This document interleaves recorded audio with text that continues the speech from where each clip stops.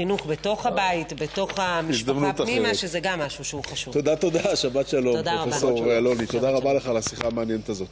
ועכשיו אתה איתנו כאן באולפן, הפסיכולוג ליאור ביטון. שלום לך ושבת שלום. טוב, אנחנו מדברים כמובן על הסיפור הנורא הזה של הילדה בת 13 שהתאבדה, כי כך אמרו, כן, איחרה לטיול.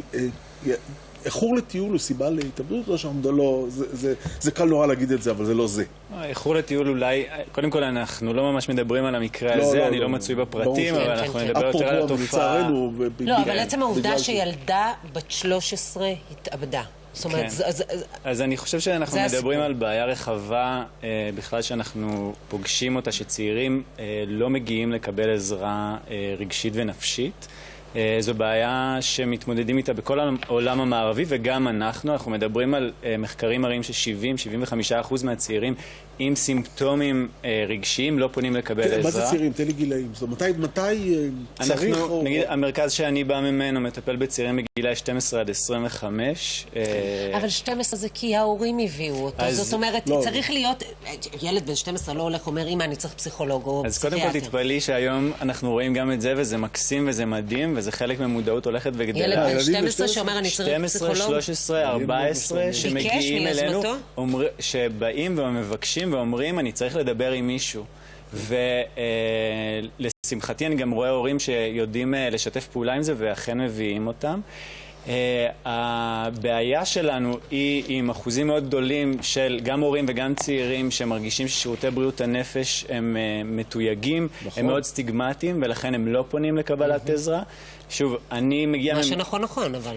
מה שלא צריך להיות, אבל הוא נכון. אבל נגיד, המרכז שאני בא ממנו מנסה להתמודד בדיוק עם העניין הזה. זאת אומרת, זה מרכז שממוקם במרכז העיר, שפונה לאוכלוסייה צעירה בצורה אחרת. זה מתחיל מהדברים הקטנים, מהעיצוב של המקום ומהצוות. כמה קשה לגרום לילד בגילאים האלה, לומר את מה שהוא באמת חושב, ולא את מה שהוא חושב שאתה רוצה לשמוע? קודם כל, בגילאים האלה... אתה יודע, זה קצת, גילאי 12-13, אנחנו צריכים לעשות קצת הפרדה, 12-13 קצת שונים נגיד מ-16 עד 18, הגילאים האלה הם קצת יותר סגורים, ולכן הרבה פעמים גם קשה לשמוע מהם באמת מה הם מרגישים, מה עובר עליהם בהקשר הזה, אבל אני חייב לציין שמאוד מאוד חשוב לא לוותר לילדים ולשים לב לשינויים במצבי רוח. יש הבדל בין בנים לבנות? כן. יש הבדלים מובהקים בין בנים לבנות, בנים נוטים להיות הרבה יותר סגורים, בנות בדרך כלל הרבה יותר משתפות. למה? מעניין למה? מה? יודעים למה? לא, נכון. הבדלים מגדריים שאני מניח שהם גם תרבותיים וגם כמו עוד שונויות. אני לא רוצה לספר לך על המחקר שקראתי, אני אספר לך עליו אחר כך, מה קבע המחקר המדעי. לא, אני אמר שגברים אידיוטים, אבל נמשיך, לא, זה המחקר המדעי, אני קראתי. אני אפילו לא מתווכח, מוריד את הראש והכנעה. אבל אני אומרת דבר אחד, אני רוצה לשאול אותך שאלה אחרת. במערכת החינוך, ילדים האלה, בני 12-13, זה המקרה שקרה לנו פה.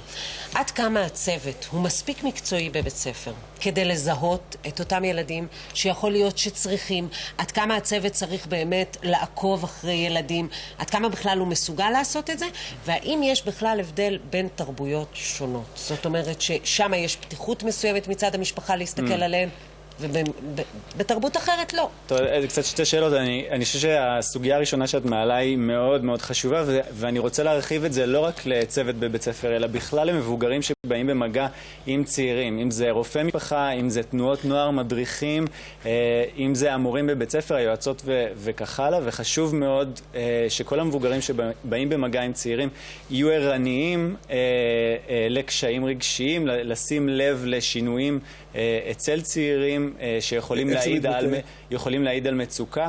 זה יכול להתבטא בכל מיני דרכים, נגיד על הגרסה היותר מופנמת, ילדים שפתאום הופכים להיות יותר מסוגרים, מופנמים, פחות משתפים פעולה, ירידה... שתקרא למשל.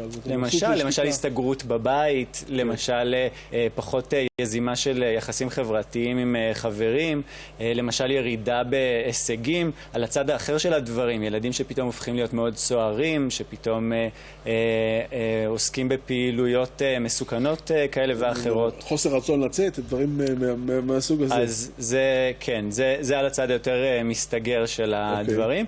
עכשיו, לשאלתך על נושא בית ספר, תראי, יש אנשים מאוד מקצועיים, יש מערכת שלמה של שירותים פסיכולוגיים חינוכיים במדינת ישראל, שעובדים שם אנשים מאוד מוכשרים, אבל כמובן שבתנאים מאוד קשים. זאת אומרת, אני חושב שהמספרים עומדים היום על משהו כמו פסיכולוג חינוכי אחד ל-1,500 תלמידים, משהו כזה. אז כמובן שהוא יכול לתת מה שהוא יכול לתת, אבל הדבר הזה מאוד מוגבל. אני כן רוצה להגיד, אבל אני שואל אותך שאלה, תגיד, למטפל צעיר יש משמעות? אני רואה אותך עכשיו, תאמין לי, אתה הפסיכולוג הראשון מתחת לגיל 70 שראיינתי. אז אני חושב, זה באמת, נגיד בהדספייס זה נורא חשוב לנו העניין הזה שצעירים מגיעים אלינו ולשבור קצת את הסטיגמה, כי צעיר מגיע והוא רואה אותי וחלק מהשפה שלי וחלק מאיך שאנחנו בכלל ניגשים אליהם, זה באמת העניין הזה, וחלק מהעניין גם לעשות קצת את כל הדמוניזציה שיש סביב פסיכולוגיה ופסיכולוגים, שעכשיו אתה בא לפסיכולוג הזה, כן, שהולך לפשפש בנפשך וכל הדבר הזה. אנחנו מנסים להתמודד עם הדבר הזה דרך לעודד צעירים, אפילו להגיע להתייעצויות פשוטות. לא כל דבר חייב להיות טיפול, לא כל דבר חייב להיות כזה. ואנחנו באמת רואים שצעירים הרבה פעמים באים וצריכים להגיד את הדבר הקטן שלהם, ויש הקלה מאוד גדולה שם. ליאור, ביטון מאוד רוצה להודות לך על השיחה המעניינת הזאת. תודה רבה רבה. אנחנו שמים תמיד עם קולנוע, ויש לנו את אלברט באולפן בתל אביב. עם סרט מדובר מאוד, אני נותן